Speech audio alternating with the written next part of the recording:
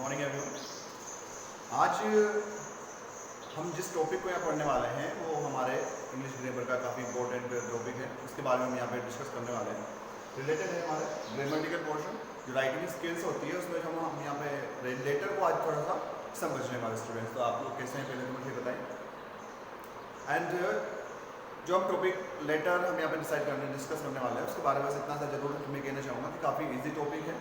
हम कई बार होते हैं कि डिस्टर्ब हो जाते हैं, छोटी छोटी चीज़ों का हमें यहाँ पे ध्यान रखना पड़ेगा। तो हम यहाँ पे स्टार्ट करते हैं कि लेटर्स जो है एग्जैक्टली जो लेटर्स होते हैं हम किस प्रकार लिखते हैं। तो पहली बात तो ये ध्यान रखें स्टूडेंट्स के लेटर्स जो है वो हम कौन सा वाला यूज कर रहे हैं। ठीक है, यहाँ पे बात सिर्फ इतनी सी है कि लेटर्स टू टाइप्स के होते हैं, ध्यान रखें आप। फर्स्ट जैसे तो फॉर्मल, ठीक है, एक तो फॉर्मल होता है, एक होता है इनफॉर्मल।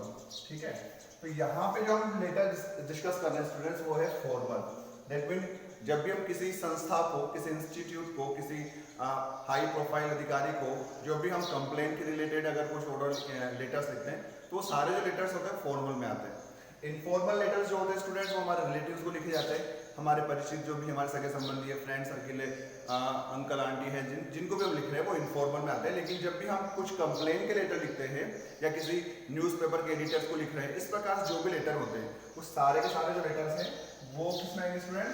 फॉर्मल लेटर्स में हम उसको स्टडी करते हैं। ठीक है, तो यहाँ पे ये चीज अंडरस्टैंड करनी पड़ेगी हमें कि हम आज जिस लेटर को समझ रहे हैं वो फॉर्मल के बारे में। तो यहाँ पे हम आगे बढ़ते हैं।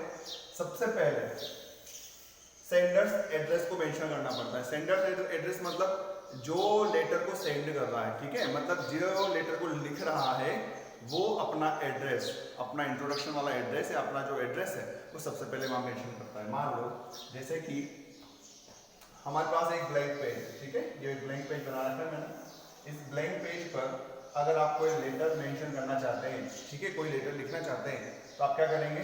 सबसे पहले लेफ्ट साइड पर आपको सेंडर्स एड्रेस लिखना पड़ेगा। लेफ्ट साइड पर मतलब ध्यान रखें, लेफ्ट साइड पर जो पेज है ना उसका लेफ्ट साइड पर आपको सेंडर्स एड्रेस लिखना पड़ेगा। सबसे पहले सेंडर्स एड्रेस हो जाएगा, भेजने वाले का पता हो जाएगा। आफ्टर दिस आपको इसके नीचे डेट को मेंशन करना है। डेट मतलब जिस डेट को आप, जिस तारीख को आप लेटर लिखने वाले हैं उसे मेंशन करेंगे। ठीक है, तारीख किस प्रकार लिख सकते हैं? दो तरीके से। जैसे मान लो पहले आप डेट डाल दें, 3 अक्टूबर डाल दें एंड फिर सन डाल 2020, 3 अक्टूबर 2020। अगर आप ऐसा नहीं लिखना चाहते हैं तो पहले अक्टूबर लिख दें, फिर 3 लिख दें, फिर 2020।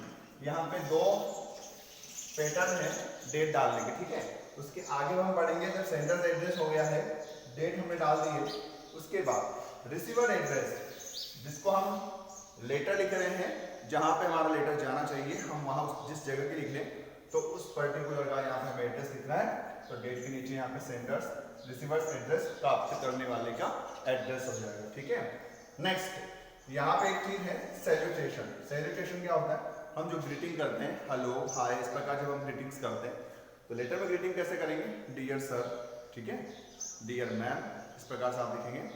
डियर मिस्टर शर्मा, इस प्रकार लिख सकते हैं। अगर आप उस पर्टिकुलर इंसान को जानते हैं या उसको उसका नाम जानते हैं तो आप यहाँ पे लिख सकते हैं डियर मिस्टर राकेश, आप राकेश लिख सकते हैं अगर आप उसको जानते हैं। अगर आप उसका नाम नहीं जानते हैं तो उस कंडीशन में क्या करेंगे?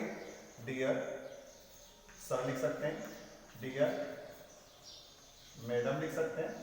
ठीक है, ये ध्यान रखें। एक और चीज यहाँ पे मैं आपको बताना चाहूंगा। मान लो हम पर्टिकुलर किसी को डियर लिख रहे हैं, सैल्यूटेशन के अकॉर्डिंग हम लिख रहे हैं, लेकिन हम जानते नहीं कि वो वहाँ पे एज अ पोस्ट पे सर बैठे हुए हैं या मैडम बैठी हुई है, तो उस कंडीशन में आप वहाँ पे सिर्फ डियर सर लिखकर ही काम चला सकते हैं। ठीक है, तो डियर मिस्टर राकेश नाम से भी लिख सकते हैं, डियर सर, डियर मैडम, यहाँ पे आप सैल्यूटेशन के रूप में मेंशन कर सकते हैं। क्लियर? आगे देखते हैं सब्जेक्ट। हर लेटर का लिखने का एक रीजन होता है और उस रीजन को हम एक सब्जेक्ट के रूप में शो करते हैं। तो यहाँ पे एक बात है स्टूडेंट, जब भी हम सब्जेक्ट को मेंशन करेंगे तो वो 6, 7 या 7, 8 या 8, 9 ज्यादा नहीं होना चाहिए, इन वर्ड्स तक लिमिट कर दे। मतलब आपका जो सब्जेक्ट है ना वो 6 से 7 और 7 से 8 इतने वर्ड्स तक सीमित हो जाए, इससे ज्यादा आपको बड़ा सब्जेक्ट नहीं करना है। आफ्टर दिस हम बॉडी पर आते हैं मतलब main part of the letter. क्यों लेटर लिखा जा रहा है, क्या कारण पड़ गया, कौन सा ऐसा मुद्दा बन गया है, कौन सा ऐसा इशू बन रहा है जिसके अकॉर्डिंग हम लेटर को लिख रहे हैं। उस कंडीशन में हम बॉडी पर आते हैं। सैल्यूटेशन हो गया, उसके बाद जब सब्जेक्ट लिखते हैं, सब्जेक्ट के बाद जब हम बॉडी पर आते हैं तो बॉडी के बारे में ऐसा बताया जाता है स्टूडेंट कि कम से कम 3 तो आपके पास पैराग्राफ होना चाहिए इस बॉडी को मेंशन करने के लिए। मतलब पार्ट ऑफ द बॉडी है ये, उस लेटर का पार्ट है, उस पार्ट के अकॉर्डिंग आपको कम से कम 3 पैराग्राफ तो यहाँ पर मेंशन करने ही पड़ेंगे। 3 पैराग्राफ में क्यों बता रहा हूँ मैं, क्योंकि आप जब भी ये लेटर लिखोगे ना तो ऐसा नहीं डायरेक्ट आपने इस प्रॉब्लम पे डिस्कस करना शुरू कर दिया। फर्स्ट पैराग्राफ में आप अपने बारे में बताएं कि सर मैं यहाँ रहता हूँ, मेरा नाम ये है, मैं ये इस जगह पे रह रहा हूँ। सेकंड जो पैराग्राफ है उसमें आप कहीं ना कहीं अपनी प्रॉब्लम्स को बताइए कि आप लेटर क्यों लिख रहे हैं।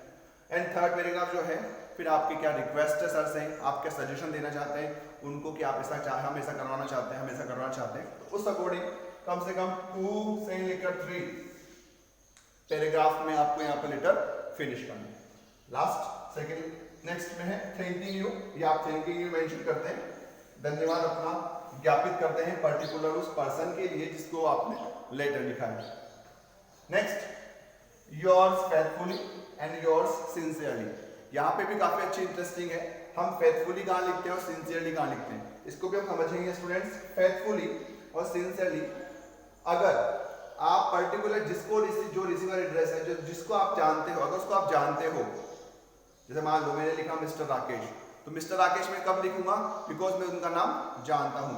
अगर आप उनका नाम जानते हैं तो आप योर्स सिंसियरली लिखें, और अगर आप उनका नाम नहीं जानते हैं, आपको पता नहीं कि कौन है वो, आपने डीएस सर ही लिखा है उस जगह पर, तो आप क्या लिखेंगे फेथफुली, योर्स फेथफुली।